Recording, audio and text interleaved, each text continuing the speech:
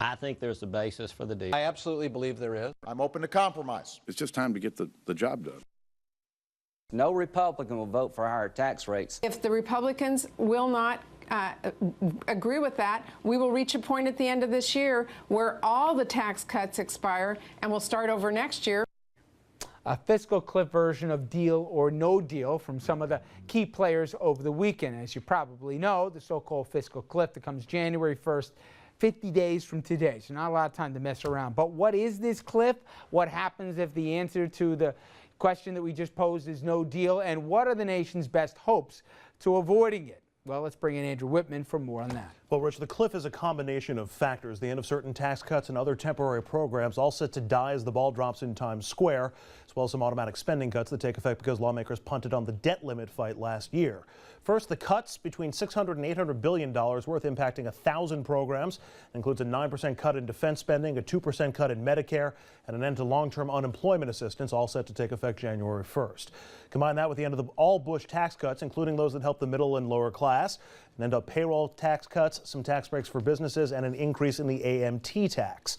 The impact potentially devastating. Growth projected down up to 3%, meaning an almost instant recession or worse. An increase on average of $3,700 on your tax bill, and even just the threat of the cliff could tank the markets, stop or slow hiring, and slow consumer spending. All would make the actual impact even worse. And the problem is that each side would likely have to give up some of the positions they cling to the hardest to get a deal done. For Democrats, concessions on Medicare and Social Security. For Republicans, concessions on top-end taxes and defense spending. And what hope is there of a deal other than avoiding another recession? Notice the new focus on tax revenue, not tax rates. Perhaps a deal could be worked on loopholes, eliminating those and letting tax rates stay where they are. Lawmakers could also focus only on short-term issues like unemployment and spending cuts and leave the taxes for later. Or lawmakers could just punt, extend the status quo for a short time, say a few months. That would allow Democrats to say they avoided the crisis and allow Republicans to hope for a better political climate in which to negotiate. Rich? All right. Maybe I'm an optimist here. I think, Dom, they want to make this deal. I think Boehner wants to make this deal. It's going to happen. I think Obama wants to make this deal. It's going to happen. But I think Obama down deep, he wants and believes there needs to be some concessions on Medicare, Medicaid, Social Security. But he wants to have to say he had to do it for the better part of the country. I don't think Boehner wants to keep defending tax cuts for the top 1% anymore. I think they'll move it up to 500 grand, let's say, that'll impact not 250. I don't think they'll get 39%. I think they'll get 37. But at the end of the day, both can walk out away from the table and they both get what they want. I think these guys, maybe just the two of them, but I think they really want this deal. But I think the president can't look like he was forced to at the end of a gun from Boehner. I think there's definitely going to be a deal. I think that Boehner is going to be able to get it past his caucus. I don't think he's going to run into the problem that he had the last time with the. I'm not going to say some of the nuts from the Tea Party. Let's just say some. Let's just say some of the. Notice I said it without saying it. That's some of the extremes that are now gone from the Tea Party. There will be a deal. What Andrew just read for the first 2 minutes, I think it's almost unfair to the American public because it's scaring people to death about what may, not necessarily you, but what will happen. And it's not going to go down like that. The Republicans are already giving in. You say that, though, but a year ago, we saw what happened. We went to the 11th hour and beyond. We saw an impact on our credit rating. We saw an impact, albeit temporarily. We saw an impact here in the markets.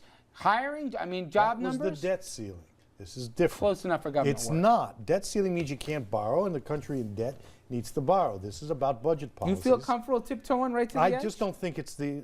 Look, a deal would be better, but this is not the end of the world if it doesn't happen because it's fixable for the first 3, 4, 5, 6 months of the year, and the notion that the world ends January 1st, that's just not true. Whether the country would be better off with a negotiated agreement, whether we can compromise, but you will see hiring slow or actually see layoffs. You will see consumer spending slow down. I mean, it will adversely affect the economy. It absolutely will. Guys, I want to ask, do you think there's a chance, Bill, that more stuff could get thrown in this? Because if there was ever a time where you're going to get stuff done, now's the time. I was just going to say another huge difference between last year and this year is that there's a small window before the next election season starts. I mean, last year was in the lead up to the presidential race, to all the House races, to so many Senate races. There's an opportunity right now to get a lot of stuff done. You think Alan West and Joe Walsh are going to come to their senses all of a sudden and be like, let's compromise? I think they're going to get a deal as well. I think they came close last time with the $4 trillion. I think they're going to get a deal. And I think we're going to be surprised. Washington, out of necessity, not all of a sudden anything else, will find a reason where everybody gets something out of it. Sorry, we'll jump to a break. When we come back, we have our interview with a storm surge scientist. And trust me, before you turn the dial and say whatever, you definitely should care about this thing. If you think what happened with Sandy is a once-in-a-100-year phenomenon, you better wake up. This conversation will happen again here. The question is, what are we going to do between now and then? Some real tough questions with some real big price tags right after this.